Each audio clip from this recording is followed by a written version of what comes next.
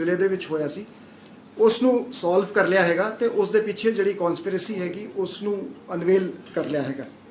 ਜਦੋਂ ਇਹ ਮਰਡਰ ਹੋਇਆ ਸੀਗਾ ਉਸ ਤੋਂ ਬਾਅਦ immediate Punjab police swung into action ਤੇ ਇੱਕ ਸਪੈਸ਼ਲ ਇਨਵੈਸਟੀਗੇਸ਼ਨ ਟੀਮ ਬਣਾਈ ਗਈ ਸੀ ਜਿਸ ਦੇ ਵਿੱਚ ਡਿਸਟ੍ਰਿਕਟ ਪੁਲਿਸ ਦੇ ਨਾਲ ਸਟੇਟ ਸਪੈਸ਼ਲ ਆਪਰੇਸ਼ਨ ਸੈੱਲ ਦੇ ਆਫੀਸ਼ੀਅਲ ਸੀਗੇ। ਸੋ ਇੱਕ ਸਿਸਟਮੈਟਿਕ ਤਰੀਕੇ ਨਾਲ ਮੌਕੇ ਤੋਂ ਐਵੀਡੈਂਸ ਇਕੱਠੇ ਕੀਤੇ ਗਏ, ਡਿਜੀਟਲ ਤੇ ਟੈਕਨੀਕਲ ਇਨਵੈਸਟੀਗੇਸ਼ਨਸ ਕੀਤੀਆਂ ਗਈ।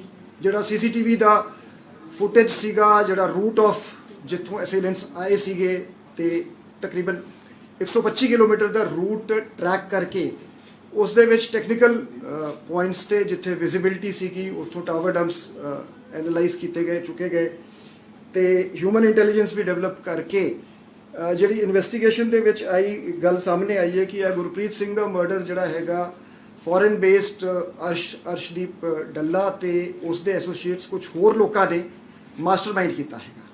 ਸੋ ਇਹ ਬੜੇ ਹੀ ਟਿਪੀਕਲ ਸਟਾਈਲ ਦੇ ਵਿੱਚ ਜਿਵੇਂ ਮਲਟੀ ਲੇਅਰਡ ਕਨਸਪੀਰੇਸੀਜ਼ ਹੁੰਦੀ ਹੈ ਕਿ ਡਿਫਰੈਂਟ ਮੋਡਿਊਲਸ ਨੂੰ ਡਿਫਰੈਂਟ ਟਾਸਕ ਦਿੱਤੇ ਗਏ ਸਨ। ਸੋ ਰੈਕੀ ਕਰਨ ਲਈ ਅਲੱਗ ਮੋਡਿਊਲ ਸੀਗਾ, ਸ਼ੂਟਿੰਗ ਲਈ ਅਲੱਗ ਮੋਡਿਊਲ ਸੀਗਾ, ਇਹਨਾਂ ਦੇ ਹੈਂਡਲਰਸ ਵੱਖਰੇ ਸੀਗੇ। ਸੋ ਅਸੀਂ ਇਸ ਨੈਟਵਰਕ ਨੂੰ ਸਾਰੇ ਨੈਟਵਰਕ ਨੂੰ ਜਿਹੜਾ ਹੈਗਾ ਅਨਵੇਲ ਕੀਤਾ ਹੈ। ਸੋ ਇਸ ਦੇ ਵਿੱਚ 3 ਲੋਕਾਂ ਦੀ ਅਰੈਸਟ ਹੋਈ ਹੈ। ਬਿਲਾਲ ਅਹਿਮਦ ਉਰਫ ਫੌਜੀ, ਗੁਰ ਅਮਰਦੀਪ ਸਿੰਘ ਉਰ ਏਲੀਆਸ ਪੋਂਟੂ, ਅਰਸ਼ਦੀਪ ਸਿੰਘ ਚੰਡੂ। ਇਹ ਰੈਕੀ ਦੇ ਇਸ ਮੋਡਿਊਲ ਨੇ ਰੈਕੀ ਕੀਤਾ ਸੀਗਾ ਤੇ ਇਹਨਾਂ ਦਾ ਹੈਂਡਲਰ ਕਰਮਵੀਰ ਸਿੰਘ ਏਲੀਆਸ ਗੋਰਾ ਸੀ ਜਿਹੜਾ ਕੈਨੇਡਾ ਬੇਸਡ ਹੈਗਾ। So he was in touch with Arsh Dalla. So ਜਿਹੜੇ ਸ਼ੂਟਰ ਮੋਡਿਊਲ ਜਿਹੜਾ ਹੈਗਾ ਉਹ ਆਈਡੈਂਟੀਫਾਈ ਕਰ ਲਿਆ ਗਿਆ ਹੈਗਾ। ਸੋ ਉਹਨਾਂ ਲਈ ਇੱਕ ਮੈਨ ਹੰਟ ਲਾਂਚ ਕੀਤੀ ਗਈ ਹੈ ਜਿਹੜੇ ਸ਼ੂਟਰ ਸੀਗੇ। ਸੋ ਬਹੁਤ ਛੇਤੀ ਸਾਨੂੰ ਆਸ ਹੈਗੀ ਕਿ ਅਸੀਂ ਉਹਨਾਂ ਤੱਕ ਪਹੁੰਚ ਜਾਵਾਂਗੇ। ਇਨਵੈਸਟੀਗੇਸ਼ਨ ਦੇ ਦੌਰਾਨ ਐਵੀਡੈਂਸ ਇੰਡੀਕੇਟਿੰਗ ਜਿਹੜਾ ਵਾਰਿਸ ਪੰਜਾਬ ਦੇ ਦਾ ਅੰਮ੍ਰਿਤਪਾਲ ਸਿੰਘ ਦਾ ਰੋਲ ਕਨਸਪੀਰੇਸੀ ਦੇ ਵਿੱਚ ਸਾਹਮਣੇ ਆਇਆ ਹੈਗਾ। ਸੋ ਸਾਡੇ ਕੋਲ ਜਿਹੜੇ ਇਨਵੈਸਟੀਗੇਸ਼ਨ ਦੇ ਵਿੱਚ ਕੁਝ ਸਟੇਟਮੈਂਟਸ ਆਏ ਹੈਗੇ ਜਿਸ ਦੇ ਵਿੱਚ ਇਹ ਇੰਡੀਕੇਸ਼ਨ ਹੁੰਦੀ ਹੈ ਕਿ ਇਹ ਮਰਡਰ ਅੰਮ੍ਰਿਤਪਾਲ ਸਿੰਘ ਦੇ ਬੇਹਸ ਤੇ ਕੀਤਾ ਗਿਆ। ਸੋ ਇਸ ਕੇਸ ਦੀ ਅੱਗੇ ਇਨਵੈਸਟੀਗੇਸ਼ਨ ਅਸੀਂ ਐਵੀਡੈਂਸ ਦੇ ਬੇਸ ਤੇ ਪ੍ਰੋਫੈਸ਼ਨਲ ਤਰੀਕੇ ਨਾਲ ਕਰਾਂਗੇ ਕਿ ਇੱਕ ਸਾਇੰਟੀਫਿਕ ਤੇ ਪ੍ਰੋਫੈਸ਼ਨਲ ਮੈਨਰ ਦੇ ਵਿੱਚ ਜਿਹੜੀ ਇਨਵੈਸਟੀਗੇਸ਼ਨ ਆਊਗੀ ਉਸ ਨੂੰ ਰਿਕਾਰਡ ਤੇ ਲੈ ਕੇ ਆਵਾਂਗੇ ਤੇ ਲਾਅ ਦੇ ਮੁਤਾਬਿਕ ਜਿਹੜੀ ਕ੍ਰਿਮੀਨਲ ਲਾਇਬਿਲਿਟੀ ਜਿਸ ਕਿਸੇ ਵੀ ਇੰਡੀਵਿਜੂਅਲ ਦੀ ਹੈਗੀ ਉਸ ਨੂੰ ਸਟੈਬਲਿਸ਼ ਕੀਤਾ ਜਾਊਗਾ। ਇਨਵੈਸਟੀਗੇਸ਼ਨ ਦੇ ਦੌਰਾਨ ਇੱਕ ਹੋਰ ਵਾਈਡਰ ਕਨਸਪੀਰੇਸੀ ਦੀ ਇੰਟੈਲੀਜੈਂਸ ਮਿਲੀ ਹੈ ਕਿ ਜਿਸ ਦੇ ਵਿੱਚ ਕੁਝ ਹੋਰ ਲੋਕਾਂ ਨੂੰ ਟਾਰਗੇਟ ਕਰਨ ਦੀ ਇੱਕ ਕਨਸਪੀਰੇਸੀ ਸੀਗੀ। ਸੋ ਇਸ ਇਨਫੋਰਮੇਸ਼ਨ ਨੂੰ ਵੈਰੀਫਾਈ ਕੀਤਾ ਜਾ ਰਿਹਾ ਹੈ, ਡਿਵੈਲਪ ਕੀਤਾ ਜਾ ਰਿਹਾ ਹੈਗਾ। FIR ਜਿਹੜੀ ਹੈਗੀ 159 ਨੰਬਰ FIR 2024 ਦੀ ਕੋਟਕਪੂਰੇ ਥਾਣੇ ਦਰਜ ਹੈਗੀ। ਇਨਵੈਸਟੀਗੇਸ਼ਨ ਕੰਟੀਨਿਊਡ ਹੋ ਰਹੀ ਹੈ। ਸੋ ਸਾਨੂੰ ਆਸ ਹੈ ਕਿ ਹੋਰ ਅਰੈਸਟਾਂ ਹੋਣਗੀ, ਹੋਰ ਬ੍ਰੇਕ ਥਰੂ ਹੋਊਗਾ। In a significant breakthrough, Punjab police has worked out the murder case of Gurpreet Singh Harinu, who was shot dead on October 9th while returning home from his village Gurdwara Sahib in his motorcycle Hero Splendor. Immediately after the incident, the police had swung into action and a special investigation team comprising police officials of the district and the state special operations cell was formed. Separate teams were assigned the task of visiting the scene of crime, collecting physical and digital evidences. The CCTV footage at the scene of crime was examined and teams were deputed to follow the forward and backward linkages of CCTVs to determine the exit and entry routes and to map the routes of the assailants. Painstaking and meticulous investigation led to the analysis of CCTV footage over a distance of 125 kilometers. This helped the police in establishing the movement of the suspects and developing further leads, which were further developed. The tower dumps at strategic locations were obtained and analyzed through big data analysis tools. Human intelligence was also obtained and developed. A large number of persons have been questioned. Contact was established with persons based abroad as well to gather more intelligence. Investigations have revealed that the murder of Gurpreet Singh was masterminded from abroad by Arsh Dalla and other persons. Different modules have been used for conducting recce and executing the murder with separate handlers based abroad. The criminals have used cutouts to mask the conspiracy. Bilal Ahmed alias Fauji, Gur Amardeep Singh alias Pontu, Arshdeep Singh alias Chandu have been arrested. These persons constituted part of the recce module which was being handled by one Karamveer Singh alias Gora based in Canada. The recce module passed on crucial information to the shooter module through their handlers and cutouts. The members of the shooter module have been identified and a manhunt has been launched to nab them. During investigations, evidence has come on record indicating the role of Amritpal Singh of Waris Pandabje in the murder conspiracy. As per some statements recorded in the investigation, the murder was carried out at the behest of Amritpal Singh. The police would investigate the case on the basis of evidence in a professional manner. All angles and theories of crime would be examined and investigated in accordance with law. The criminal liability of all the persons figuring in the investigations would be determined in accordance with the evidence available as per law. An FIR number 159 under section 103 BNS and other sections of law has been registered in police station Kotkapura. Investigation is continuing and more arrests are likely to be made soon. Inputs indicating a wider conspiracy to target more persons have also been received and are being verified and further developed. Punjab Police remains committed to conducting professional investigation and bringing all persons involved in the crime to justice. Punjab police ने एक सफलतापूर्वक तरीके से गुरप्रीत सिंह खरीनो का murder जो अक्टूबर 9 को उनके गांव में हुआ था वर्कआउट कर लिया है। ये मर्डर की इन्फॉर्मेशन मिलने के बाद पुलिस ने इमीडिएटली एक्शन में स्विंग करते हुए एक स्पेशल इन्वेस्टिगेशन टीम कॉन्स्टिट्यूट करी थी, जिसमें डिस्ट्रिक्ट पुलिस और स्टेट स्पेशल ऑपरेशन सेल के पुलिस ऑफिशियल्स थे और इन्वेस्टिगेशन को एक साइंटिफिक और प्रोफेशनल तरीके से कंडक्ट किया गया और क्लूज गैदर किए गए। सीसीटीवी फुटेज जो सीन ऑफ क्राइम पे अवेलेबल था उसे एग्जामिन किया गया और एक डेडिकेटेड मैनर में फॉरवर्ड और backward linkage of CCTV footage को 125 किलोमीटर तक की स्ट्रेच तक फॉलो किया गया, जिससे हमें असेलेंट्स की एंट्री और एग्जिट पॉइंट्स का पता लगा। स्ट्रेटजिक लोकेशंस पे हमने मोबाइल टावर ड्रम्स उठाए और अवेलेबल इंटेलिजेंस को डेवलप करते हुए उससे और लोगों की जो इस कॉन्स्पिरेसी में तार जुड़े थे उनको अनवेल किया। सस्पेक्ट्स की मूवमेंट और लीड्स हमें इससे पता लगी। ह्यूमन इंटेलिजेंस भी डेवलप करी गई। काफ़ी लोगों को इसमें अभी तक क्वेश्चन किया जा चुका है। अभी तक की इन्वेस्टिगेशन से ये पता लगा है कि मर्डर अब्रॉड बेस्ड अर्श डल्ला और कुछ और लोगों ने मास्टरमाइंड किया था डिफरेंट मॉड्यूल्स के को ऑपरेट करते हुए। तो अर्श डल्ला इन टच था मॉड्यूल के हैंडलर्स से सेपरेटली, उन्हें एक दूसरे के साथ कांटेक्ट में नहीं रखा गया, जिसे कटआउट्स कहा जाता है। कटआउट्स का इस्तेमाल किया गया और इस केस में अभी तक 3 गिरफ्तारियां हुई हैं।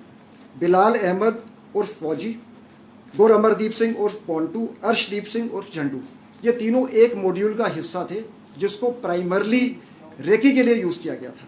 और इस मॉड्यूल का हैंडलर करमवीर सिंह एलियास गोरा जो कनाडा बेस्ड है वो हैंडल कर रहा था और वो क्रूशियल इन्फॉर्मेशन दूसरे मॉड्यूल्स को कटआउट्स के थ्रू पास ऑन कर रहा था। जो शूटर्स हैं, जो शूटर मॉड्यूल हैं, इनकी पूरी तरह शिनाख्त हो चुकी है और इनके पीछे पुलिस की टीमें लगी हुई हैं। तो हमें आशा है कि जल्दी ही हम इन्हें गिरफ्तार कर लेंगे। इन्वेस्टिगेशंस के दौरान ये एविडेंस रिकॉर्ड पे आया है जिससे वारिस पंजाब दे के अमृतपाल सिंह का लिंक पाया गया है। कुछ जो बयान इन्वेस्टिगेशन में रिकॉर्ड किए गए हैं उनसे ये सामने आया कि ये मर्डर अमृतपाल सिंह के बिहस्ट पे किया गया है। पुलिस इन केस को अवेलेबल एविडेंस को प्रोफेशनल तरीके से एनालाइज करके रिकॉर्ड पे ले आके प्रोफेशनल इन्वेस्टिगेशन करेगी। सभी थ्योरीज ऑफ क्राइम और सभी एंगल्स पे वर्कआउट किया जाएगा और इस केस में जो भी लोग इन्वॉल्व हैं उनकी क्रिमिनल लाइबिलिटी, उनके खिलाफ जो एविडेंस रिकॉर्ड पे आता है उसके मुताबिक डिटरमाइन करी जाएगी।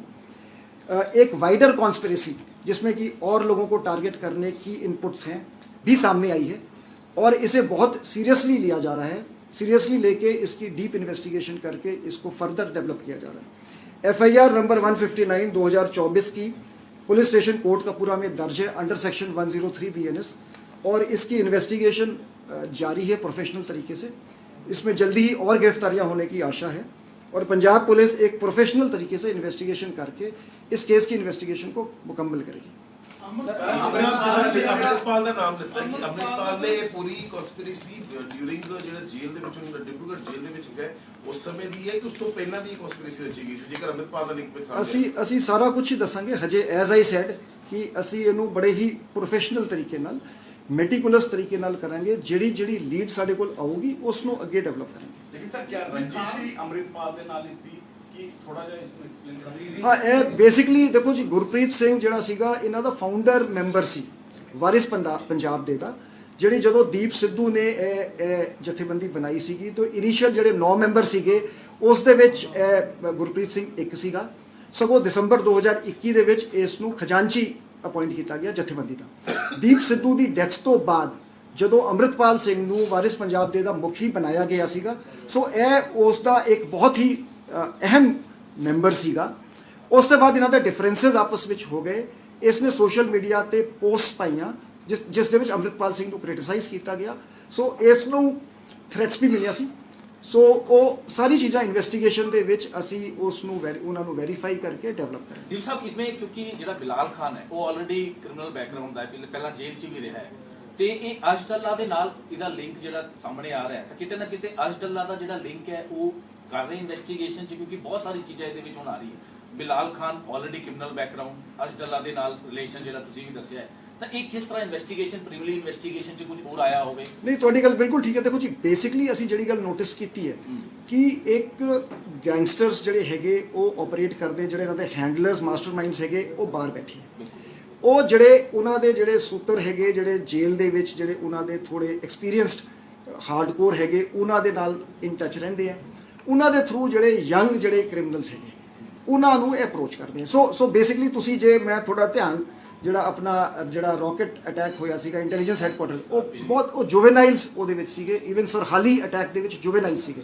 ਸੋ ਇੱਕ ਮੋਡਸ ਆਪਰੈਂਡੀ ਹੋ ਗਈ ਹੈ ਕਿ ਨਵੇਂ ਰਿਕਰੂਟ ਜਿਹੜੇ ਹੈਗੇ ਜਿਨ੍ਹਾਂ ਦਾ ਕੁਝ ਤਾਂ ਕ੍ਰਿਮੀਨਲ ਬੈਕਗ੍ਰਾਉਂਡ ਹੈਗਾ ਜਾਂ ਕੁਝ ਦਾ ਬਹੁਤ ਮਾਈਨਰ, ਅਸੀਂ ਇਹ ਵੀ ਜਿਹੜੀ ਇਨਵੈਸਟੀਗੇਸ਼ਨ ਜਿਵੇਂ ਜਿਹੜੀ ਇਹਦੀ ਹੋਈ ਸੀ ਵਿਕਾਸ ਬੱਗਾ ਦੀ, ਉਸ ਦੇ ਵਿੱਚ ਵੀ ਗੱਲ ਆਈ ਸੀ ਕਿ ਜਿਵੇਂ ਕੁਝ ਮਾਈਨਰ ਕ੍ਰਾਈਮਸ ਦੇ ਵਿੱਚ ਅੰਦਰ ਸੀਗੇ ਤੇ ਉਹਨਾਂ ਨੂੰ ਟੈਲੈਂਟ ਸਪੌਟ ਕਰਕੇ ਪਿਕਅਪ ਕਰ ਲਿਆ ਜਾਂਦਾ ਹੈ ਤੇ ਅੱਗੇ ਫਿਰ ਫਰਦਰ ਕ੍ਰਾਈਮ ਦੇ ਵਿੱਚ ਯੂਟਿਲਾਈਜ਼ ਕੀਤਾ ਜਾਂਦਾ ਹੈ। ਲੇਕਿਨ ਬੜੀ ਚਿੰਤਾ ਦੀ ਗੱਲ ਹੈ ਕਿ ਜੁਵਨਾਈਲ ਜਿਹੜੇ ਇਸ ਤਰ੍ਹਾਂ ਦੇ ਕ੍ਰਾਈਮ ਦੇ ਵਿੱਚ ਇਨਵੋਲਵ ਕੀਤੇ ਜਾ ਰਹੇ ਨੇ, ਕਿਉਂਕਿ ਪਿਛਲੇ ਜਿਹੜੇ ਵੀ ਕੇਸਿਸ ਦੇਖ ਲਓ ਮੋਸਟਲੀ ਜੁਵਨਾਈਲ, ਚਾਹੇ ਉਹ ਚੰਡੀਗੜ੍ਹ ਦੇ ਕੇਸਿਸ ਹੋਣ, ਚਾਹੇ ਉਹ ਪੰਜਾਬ ਦੇ ਕਈ ਇਸ ਤਰ੍ਹਾਂ ਵਿੱਚ ਕੇਸਿਸ ਹੋਣ ਕਿ ਜਿਹੜੇ ਵਿਦੇਸ਼ 'ਚ ਬੈਠੇ ਨੇ ਗੈਂਗਸਟਰ, ਉਹ ਜ਼ਿਆਦਾਤਰ ਅੱਜਕੱਲ ਜੁਵਨਾਈਲ ਨੂੰ ਜਿਹੜਾ ਹੈਗਾ ਇਨਵੋਲਵ ਕਰ ਰਹੇ। ਤਾਂ ਕਿਤੇ ਨਾ ਕਿਤੇ ਪੁਲਿਸ ਵਾਸਤੇ ਵੀ ਇਹ ਬਹੁਤ ਵੱਡਾ ਚੈਲੰਜ ਹੈ, ਕਿਉਂਕਿ ਸਾਡਾ ਲਾਅ ਇਸ ਤਰ੍ਹਾਂ ਦਾ ਹੈਗਾ, ਜਾਂ ਫਿਰ ਉਹਨਾਂ ਨੂੰ ਹੁਣ ਪਤਾ ਲੱਗ ਚੁੱਕਿਆ ਹੈ ਕਿ ਜੁਵਨਾਈਲ ਨੂੰ ਤੁਸੀਂ ਅੱਗੇ ਕਰੋ, ਉਹਨਾਂ ਨੂੰ ਲਾਲਚ ਦਵੋ ਪੈਸੇ ਦਾ ਜਾਂ ਹੋਰ ਵੀ ਵਿਦੇਸ਼ ਆਉਣ ਦਾ, ਇਸ ਤਰ੍ਹਾਂ ਦੀ ਚੀਜ਼ਾਂ ਨੂੰ ਲੈ ਕੇ ਪੁਲਿਸ ਕਿਸ ਤਰ੍ਹਾਂ? ਨਹੀਂ, ਤੁਹਾਡੀ ਗੱਲ ਠੀਕ ਹੈ ਜੀ। ਤੇ ਅਸੀਂ ਇਸ ਚੈਲੰਜ ਨੂੰ ਮੀਟ ਕਰਨ ਲਈ ਮਲਟੀਫੇਸ ਟੈਕਨੀਕਸ ਅਸੀਂ ਅਡਾਪਟ ਕੀਤੀਆਂ। ਸਾਡੀ ਅਮਰਤਪਾਲ ਨੂੰ ਉੱਥੋਂ ਪੁੱਛਤਾਛ ਲਈ ਟੀਮ ਜਾਏਗੀ ਜਾਂ ਉਹਨਾਂ ਨੂੰ ਪ੍ਰੋਡਕਸ਼ਨ ਤੇ ਲੈ ਕੇ ਆਇਆ ਜਾਏਗਾ, ਕਿਉਂਕਿ ਕਾਫੀ ਕੁਝ ਸਾਹਮਣੇ ਤਾਂ ਆ ਹੀ ਚੁੱਕਾ ਹੈ। ਹਾਂਜੀ, ਇਨਵੈਸਟੀਗੇਸ਼ਨ ਦੇ ਵਿੱਚ ਦੇਖੋ ਜੋ ਵੀ ਇਨਵੈਸਟੀਗੇਸ਼ਨ ਦੀ ਰਿਕੁਆਇਰਮੈਂਟ ਹੋਗੀ ਅਸੀਂ ਇਸ ਦੇ ਵਿੱਚ ਫੇਅਰ ਇਨਵੈਸਟੀਗੇਸ਼ਨ ਕਰਾਂਗੇ, but at the same time ਜਿਹੜਾ ਐਵੀਡੈਂਸ ਹੈਗਾ ਐਵੀਡੈਂਸ ਬੇਸਡ ਹੀ ਇਨਵੈਸਟੀਗੇਸ਼ਨ ਕਰਾਂਗੇ। ਮਤਲਬ ਜੇ ਕਿਸੇ ਵੀ ਸ਼ਖਸ ਦੀ ਇਨਵੋਲਵਮੈਂਟ ਹੈਗੀ ਤੇ ਐਸ ਪਰ ਲਾਅ ਉਸ ਦੇ ਖਿਲਾਫ ਇਸ ਡੀਜੀ ਸਾਹਿਬ ਅੱਗੇ ਐਫਆਈਆਰ ਹੈ ਗਵਰਨਮੈਂਟ ਨੂੰ ਜੀ ਕੋਈ ਇਨਡਾਇਰੈਕਟ ਇਨਵੋਲਵਮੈਂਟ ਸੀ ਕਿਸੇ ਦੇ ਕਿਸ ਤਰ੍ਹਾਂ ਐਫਆਈਆਰ ਅਨਨੋਨ ਪਰਸਨ ਦੇ ਖਿਲਾਫ ਹੈ, ਕੀ ਐਫਆਈਆਰ ਦੇ ਵਿੱਚ ਅਮਰਤਪਾਲ ਦਾ ਨਾਮ ਸ਼ਾਮਿਲ ਕੀਤਾ ਜਾ ਰਿਹਾ ਹੈ? ਦੇਖੋ ਇੰਜ ਹੁੰਦਾ ਜੀ, FIR is always the first stage. ਬਿਲਕੁਲ। ਐਫਆਈਆਰ ਦੇ ਵਿੱਚ ਸਾਡੇ ਬਹੁਤ ਸਾਰੇ ਕੇਸਾਂ 'ਚ ਮਤਲਬ ਜੇ ਮੈਂ ਹੁਣ ਸਰਹਾਲੀ ਬਲਾਸਟ ਦੀ ਅਟੈਕ ਦੀ ਗੱਲ ਕੀਤੀ ਜਾਂ ਈਵਨ ਸਿੱਧੂ ਮੂਸੇਵਾਲਾ ਦੇ ਅਟੈਕ ਦੀ ਗੱਲ ਕੀਤੀ, ਕਿਉਂਕਿ ਜਦੋਂ ਐਫਆਈਆਰ ਦਰਜ ਹੁੰਦੀ ਹੈ it sets the criminal law into motion. ਉਦੋਂ ਤੇ ਐਫਆਈਆਰ ਦੇ ਵਿੱਚ ਕਿਸੇ ਦਾ ਵੀ ਨਾਂ ਨਹੀਂ ਹੁੰਦਾ ਇਨ ਐਫਆਈਆਰ 'ਚ, ਕਿਉਂਕਿ ਉਹ ਜੋ ਸੀਨ ਆਫ ਕ੍ਰਾਈਮ ਤੇ ਜੋ ਗੱਲ ਹੁੰਦੀ ਹੈ। ਇਨਫੈਕਟ ਬ੍ਰਿਟਿਸ਼ ਟਾਈਮਸ ਦੇ ਵਿੱਚ ਦੋ ਲਾਈਨਾਂ ਦੀ ਤਿੰਨ ਲਾਈਨਾਂ ਦੀ ਐਫਆਈਆਰ ਸ਼ਾਰਟ ਹੁੰਦੀ ਸੀ ਕਿ ਜੀ ਸੋ ਐਂਡ ਸੋ ਮੋਟਰਸਾਈਕਲ ਤੇ ਆਇਆ, ਇਸ ਬੰਦੇ ਦਾ ਕਤਲ ਕਰਤਾ, ਜਿਹੜੀ ਕਿ ਫੈਕਚੁਅਲ ਗੱਲ ਹੁੰਦੀ ਹੈ। ਉਸ ਤੋਂ ਬਾਅਦ ਦਾ criminal law is set into motion, ਜਿਹੜੀ ਅਸੀਂ ਇਨਵੈਸਟੀਗੇਸ਼ਨ ਕਰਦੇ ਹਾਂ ਉਸ ਨੂੰ ਅਸੀਂ ਰਿਕਾਰਡ ਤੇ ਲੈ ਕੇ ਆਉਂਦੇ ਹਾਂ, ਅਸੀਂ ਸਟੇਟਮੈਂਟ ਲਿਖਦੇ ਹਾਂ, ਅਸੀਂ ਐਵੀਡੈਂਸ ਕਲੈਕਟ ਕਰਦੇ ਹਾਂ। ਉਸ ਦੇ ਵਿੱਚ ਜੇ ਕਿਸੇ ਦੀ ਇੰਡੀਕੇਸ਼ਨ ਆਉਂਦੀ ਹੈ ਫਿਰ ਅਸੀਂ ਅੱਗੇ ਇਨਵੈਸਟੀਗੇਸ਼ਨ ਨੂੰ ਅੱਗੇ ਲੈ ਕੇ ਜਾਂਦੇ ਹਾਂ। ਅਮਰਿਤਪਾਲ ਵਾਸ ਡਾਇਰੈਕਟਲੀ ਇਨ ਟੱਚ ਵਿਦ ਅਸ਼ਕਲਾ ਜਾਂ ਪੁੱਛਗਿੱਛ ਕਰਨ ਜਾ ਰਹੇ ਹੋ ਸਰ ਅਮਰਿਤਪਾਲ? ਨਹੀਂ, ਡੈਫੀਨਿਟਲੀ ਦੇਖੋ ਜੀ ਇਸ ਦੇ ਵਿੱਚ ਐਜ਼ ਜਿਵੇਂ ਮੈਂ ਕਿਹਾ ਐਜ਼ ਪਰ ਲਾਅ ਜਿਸ ਦੀ ਜੋ ਲਾਇਬਿਲਿਟੀ ਹੋਊਗੀ, किसी जे लोड पेगी क्वेश्चनिंग भी होगी, जे लोड पेगी अरेस्ट भी होगी, डिपेंडिंग ऑन दी एविडेंस। यार sir directly in touch Amritpal अशडल्ला दे नाल कि कुछ इनर लिंक भी कुछ समझ ਜਿਹੜੀ ਇਨਵੈਸਟੀਗੇਸ਼ਨ ਕੁਝ ਆਇਆ ਹੋਵੇ ਕਿ ਅਮਰਿਤਪਾਲ ਡਾਇਰੈਕਟਲੀ ਅਸ਼ਡल्ला ਦੇ ਨਾਲ ਲਿੰਕ ਸੀਗਾ ਕਿ ਉਸਦੇ ਥਰੂ ਕਿਸੇ ਦੇ ਥਰੂ ਲਿੰਕ ਸੀਗਾ? ਅਸੀਂ ਨਾ ਜੀ ਅਗਲੀ ਪੀਸੀ ਵੀ ਕਰਾਂਗੇ ਫਿਰ ਦੱਸਾਂਗੇ। So it is a very complex investigation ਵਿਚ ਇਜ਼ ਬੀਇੰਗ ਡਨ ਪ੍ਰੋਫੈਸ਼ਨਲੀ।